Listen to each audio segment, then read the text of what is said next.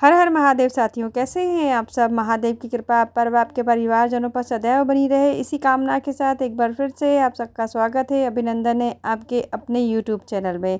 तो सबसे पहले साथियों, आप सबको आगामी श्रावण मास की ढेर सारी शुभकामनाएं। और आज की वीडियो में हम आपके साथ में शेयर करने जा रहे हैं श्रावण मास अर्थात सावन के महीने में आने वाले व्रत और उपवास और महादेव की मतलब भगवान शिव की पूजन में लगने वाली पूजन सामग्री। साथियों, श्रावण मास में सभी शिव भक्त भगवान शिव को मनाने का प्रयास करते हैं और उनसे मनोकामना पूर्ति के लिए उनकी विशेष आराधना करते हैं। और भगवान शिव भी इस माह का विशेष रूप से कहा जाता है कि वो भी इंतजार करते हैं, उनको भी बड़ा प्रिय है ये महीना। तो सभी शिव भक्त इस माह में जो पूजन करते हैं और सोमवार का व्रत रखते हैं, कुछ लोग पूरे 30 दिन का भी व्रत रखते हुए उनकी पूजन और आराधना करते हैं, विशेष प्रकार से अनुष्ठान और अभिषेक करते हैं, उनका पूरे 30 दिन भी किया जाता है। और कुछ लोग शिवरात्रि और प्रदोष के दिन करते हैं। तो उन सभी में जो पूजन की सामग्री की आवश्यकता होती है, जो हम सामग्री आपको बताने जा रहे हैं, सभी में काम आने वाली है आपको लीजिएगा। तो चलिए फिर वीडियो शुरू कर लेते हैं। तो सबसे पहले हमको पड़ेगी आवश्यकता पूजन में और लोटे की। तो लोटा यदि आप एक लेना चाहें तो एक भी लग सकते हैं, और यदि आप अभिषेक के समय कलश स्थापित करते हैं तो फिर आपको 2 लोटे की आवश्यकता होगी। और अभिषेक करने के लिए आपके पास यदि श्रृंगी हो तो बहुत ही अच्छा होगा, स्क्रीन पर आपको दिखाई दे रही होगी। अगर आपके पास ऐसी श्रृंगी है तो आप उससे अभिषेक कर सकते हैं, अन्यथा आप लोटे का प्रयोग कर सकते हैं। और हाँ, एक चीज़ और, ऐसा टोटी वाला जो लोटा होता है वो अभिषेक पूजन मतलब शिव जी की पूजन में उपयोग नहीं किया जाता है, तो ये चीज़ का आपको ध्यान रखना है। और दूध दही से अभिषेक करने के लिए तांबे के पात्र का उपयोग नहीं किया जाता है, तो आप स्टील का या फिर पीतल का या फिर चांदी का हो तो वो ले सकते हैं। तो साथियों, अब जो हम पूजन सामग्री आपको बताने जा रहे हैं, कुछ सामग्री ऐसी होती है जो कि आपको जिस दिन पूजन या अभिषेक कर रहे हैं उसी दिन आपको अरेंजमेंट करना होता है, और कुछ सामग्री ऐसी है जो आप पहले से भी ज़्यादा मात्रा में लेकर रख देंगे तो आपको पूरे श्रावण के महीने में तो काम आएगी ही आएगी। और आने वाले जो व्रत उपवास है इनमें भी उस सामग्री का आप उपयोग कर सकते हैं, मतलब वो खराब नहीं होगी, बल्कि यदि आप ज़्यादा संख्या में उसे आप लेके रख देते हैं तो वो सस्ती भी पड़ती है और बार बार आपको बाजार जाना है या पूजन की सामग्री के लिए परेशान नहीं होना पड़ता है। जब हम पूजन करने के लिए बैठते हैं तो एकाग्रचित्त होकर हमको बैठना चाहिए, सामग्री के लिए बार बार उठना ना पड़े, इसलिए हम सारी सामग्री आपको बता दे रहे हैं। तो चलिए फिर देख लीजिए, दूध दही हमने पहले ले लिया है अभिषेक करने के लिए, और ऐसे ही छोटा सा आप किसी पात्र में ले लीजिएगा। हाँ, ज़्यादा लोग कर रहे हैं तो फिर दूध दही थोड़ा आपको ज़्यादा रखना पड़ेगा, लेकिन पीतल का या फिर मतलब तांबे का पात्र आपको नहीं लेना है, ये चीज़ का ध्यान रखना है। अब अगली चीज़ होती है घी। तो घी आप थोड़ा ज़्यादा ही लेके रख लीजिए, श्रावण मास में तो काम आएगा ही, मतलब यथा सामर्थ्य आप जैसे भी रखना चाहें। अभिषेक में भी काम आती है, दीपक आरती पूजन में भी घी काम आता है। और अब शहद देख लीजिए, शहद हमने ज़्यादा लेकर रखा हुआ है क्योंकि आने वाले जितने भी व्रत उपवास है सब में ही शहद लगने वाला है, और शहद से भी शिव जी का अभिषेक किया जाता है। हम सभी चीज़ों से नहीं भी कर सकते हैं, तो मंदिर में जाकर यदि हम लोटे में 2 बूंद शहद भी डालकर शिव जी का अभिषेक करते हैं तो भी हमको पुण्यफल उतना ही प्राप्त होता है जो पूरे अभिषेक का होता है, लेकिन नियम से करना होता है। तो शहद आप अपनी आवश्यकता अनुसार बड़ा डब्बा भी लग सकते हैं या फिर छोटी सी शीशी में भी इसे लेके रखा जा सकता है। तो ये सभी सामग्री हो गई अभिषेक के लिए, दूध दही घी शहद, सबसे अलग अलग भी अभिषेक किया जा सकता है और सबको मिलाकर भी आप अभिषेक कर सकते हैं। और अब अगली सामग्री है चीनी। इसमें चीनी मिलाई भी जाती है और अलग से भी अभिषेक किया जाता है। और हाँ, हमने लोटे में जल के साथ में गंगा जल भी डाला है, अगर आप चाहें तो वो भी डाल सकते हैं आपके पास हो तो। अब अगली सामग्री की तरफ बढ़ते हैं। अभिषेक और स्नान के बाद में सबसे पहले आवश्यकता होती है श्रृंगार की सामग्री की। तो हम अष्टगंध रख रहे हैं जो कि बड़ी आसानी से मिल जाता है, इसलिए हमने अष्टगंध रखा है। यदि आपके पास चंदन की लकड़ी हो जिसको घिस करके लगाया जाता है, पीला चंदन या लाल चंदन, तो आप वो भी रख सकते हैं। इस टाइप से लकड़ी आती है, हमने वो भी रख के दिखा दिया। और चंदन की लकड़ी ना हो तो आप चंदन पाउडर भी ले सकते हैं, लेकिन आपको पता होना चाहिए कि वो शुद्ध चंदन है। तो हमारे पास शुद्ध चंदन पाउडर भी है, तो हमने वो भी आपको रख के दिखा दिया। और शिव जी के श्रृंगार में अबीर गुलाल के साथ में भस्म का भी उपयोग किया जाता है। और इसी के साथ आपको माता पार्वती के लिए रोली और सिंदूर भी रखना होगा। हाँ, कुछ लोग हल्दी भी चढ़ाते हैं माता पार्वती को, लेकिन वो अलग रखना पड़ती है क्योंकि शिव जी को हल्दी नहीं चढ़ती है। तो अगर आप चढ़ाना चाहें तो उसे आप अलग से रख लीजिएगा। अब हम लेंगे अक्षत, मतलब आखा चावल, जो टूटा फूटा चावल नहीं होना चाहिए, एकदम खड़ा दाना आपको चावल के लिए रखना है। थोड़ी ज्यादा मात्रा में ही रख लीजिए क्योंकि पूरे महीने आपको काम आ जाएगा ये। शिव जी का अभिषेक अनाज से भी किया जाता है, तो उसके लिए आप धान रख सकते हैं, गेहूं का दाना भी रख सकते हैं, मूंग का दाना रख सकते हैं। अब कुछ ऐसी सामग्रियां होती है जिनको हम शिव जी पे यदि अर्पित करते हैं तो हमें विशेष पुण्य फलों की प्राप्ति होती है, हमारी मनोकामनाएं पूर्ण होती हैं।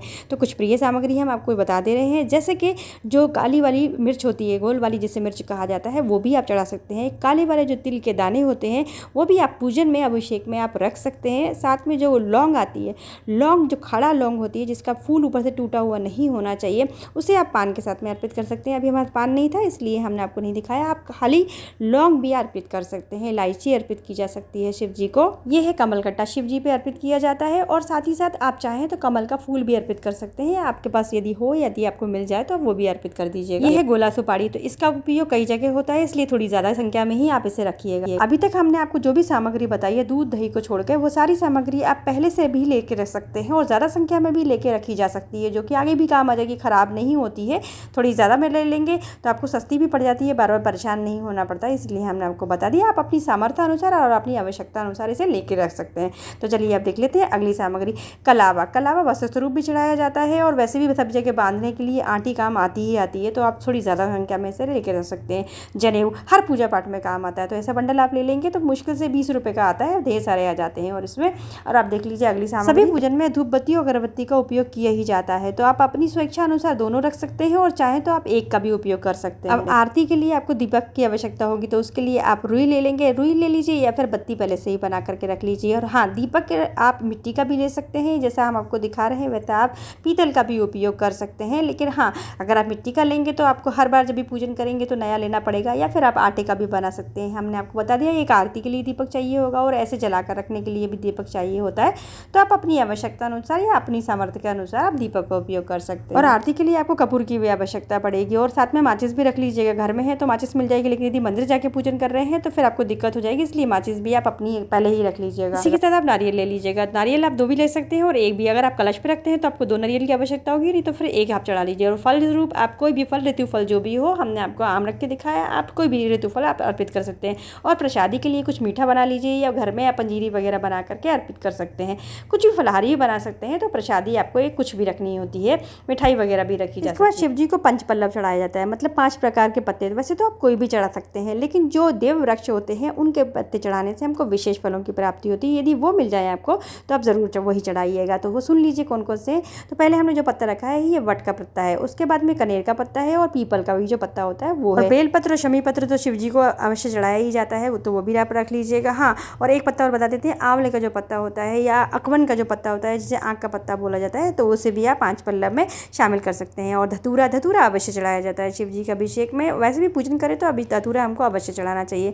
फूल जो भी आपको मिल जाए वो आप चढ़ा लीजिएगा। बस केतकी का जो फूल होता है वो शिव जी पर नहीं चढ़ाया जाता, सफ़ेद पुष्प होता है वो, उसे आपको नहीं चढ़ाना है। विशेष रूप से ध्यान रखिएगा, वो बिल्कुल नहीं चढ़ाना चाहिए। उसको चढ़ाने से हमें पुण्य फलों की प्राप्ति नहीं होती, बल्कि हमारे जो पूजन पाठ होता है सारा व्यर्थ हो जाता है, तो इस चीज़ का आप ध्यान रखेंगे। और कनेर का पुष्प मिल जाए जो पीला वाला आपको दिख रहा है, ये यदि आपको मिले तो आपको ज़रूर चढ़ाना है, आसानी से मिल भी जाता है, तो इससे आप ज़रूर चढ़ाइएगा। इसी के साथ में हमको माता पार्वती को सुहाग की सामग्री अवश्य चढ़ानी है, तो आप यथा सामर्थ्य 5, 7, 11 की संख्या में सिंदूर, बिंदी, चूड़ी, आलता और वस्त्र दक्षिणा रख के ज़रूर चढ़ाइएगा। आप किसी एक व्रत में भी चढ़ा सकते हैं और चाहें तो फिर आप सभी व्रत में भी चढ़ा सकते हैं। मतलब यदि आप शिवरात्रि व्रत कर रहे हैं, जिस दिन अभिषेक पूजन कर रहे हैं, सोमवार के दिन कर सकते हैं, सावन सोमवार जो पढ़ते हैं उनमें कर सकते हैं, या किसी एक दिन भी कर सकते हैं।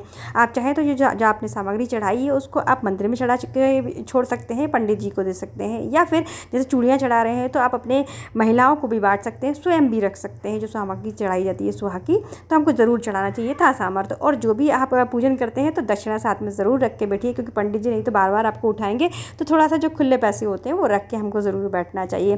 और हाँ, पंडित जी के लिए अलग से दक्षिणा रख लेनी चाहिए अगर आप पंडित जी से करवा रहे हैं तो। और जो शिव जी पे जो भी आप वस्त्र ज़रूर, आप कुछ भी यथा सामर्थ्य ज़रूर चढ़ाएं, और कुछ ना हो तो आप जनेऊ रख के, दक्षिणा रख के, कलावा रख के शिव जी को वस्त्र अवश्य चढ़ाएं जब भी आप पूजन करते हैं। तो हमने सबको सारी सामग्री आपको बता दी। हाँ, पंडित जी के लिए आप चाहें तो जब आप यदि पंडित जी से अभिषेक वगैरह करवाते हैं तो उस समय आपको पंडित जी के लिए भी वस्त्र ज़रूर रखना पड़ते हैं, तो आप वस्त्र रख के दक्षिणा रख सकते हैं, गमछा भी रख सकते हैं, चाहें तो आप धोती कुर्ता रख लीजिए। ये आपकी सामर्थ्य के ऊपर डिपेंड करता है कि आप क्या दान करना चाहते हैं। तो जो हम आपको दिखाई दे रहे हैं, धोती कुर्ता गमछा भी दिखाई दे रहे हैं, ताकि आपको ध्यान में रहेगा कि आपको क्या क्या चीज़ें आप दान कर सकते हैं। तो इस तरह से आप दान भी कर सकते हैं, करना ही पड़ता है यदि आप पंडित जी से ही पूजन करवाते हैं। स्वयं कर रहे हैं तो फिर नहीं करना पड़ेगा, लेकिन यदि आप उनसे करवाते हैं तो फिर आप ये चीज़ें भी आप रख लीजिएगा। और ये सारी सामग्री के साथ में आपको शिवलिंग की आवश्यकता ज़रूर पड़ने वाली है। मंदिर में जाकर यदि आप पूजन करें तो सामग्री तो चाहिए होगी, लेकिन शिवलिंग की आवश्यकता नहीं पड़ेगी। लेकिन यदि आप अपने घर में पूजन कर रहे हैं तो फिर शिवलिंग की भी आवश्यकता आपको ज़रूर पड़ेगी। और यदि आप पार्थिव शिवलिंग बनाकर पूजन कर रहे हैं तो आपको मिट्टी की आवश्यकता पड़ेगी। तो किसी वृक्ष के नीचे की मिट्टी आप ले सकते हैं, साफ़ सुथरी मिट्टी होना चाहिए, वहाँ गंदगी नहीं होना चाहिए। मिट्टी आप पहले भी ला के रख सकते हैं,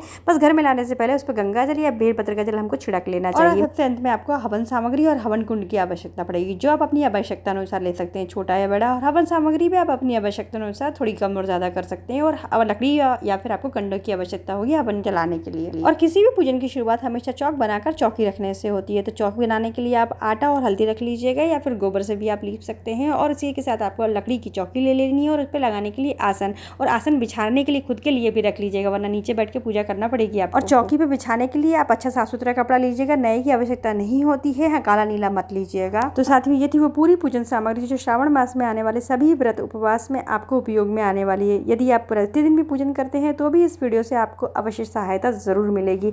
तो अगर आपको वीडियो पसंद आई हो तो प्लीज़ वीडियो को लाइक कीजिएगा और ऐसी ही और वीडियोज़ के लिए और पूजा पाठ से संबंधित वीडियोज़ के लिए, कथाओं से संबंधित वीडियोज़ के लिए मेरे चैनल को सब्सक्राइब कर लीजिएगा, क्योंकि मैं लगातार ऐसी वीडियोज़ अपने चैनल पर लाते रहती हूँ। तो अगर वीडियो पसंद आई हो तो प्लीज़ वीडियो को लाइक कीजिए और चैनल को सब्सक्राइब कर लीजिए और बेल आइकन को ज़रूर हिट कर लीजिएगा, ताकि मेरी आने वाली वीडियोज़ की नोटिफिकेशन आपको ज़रूर मिल पाए।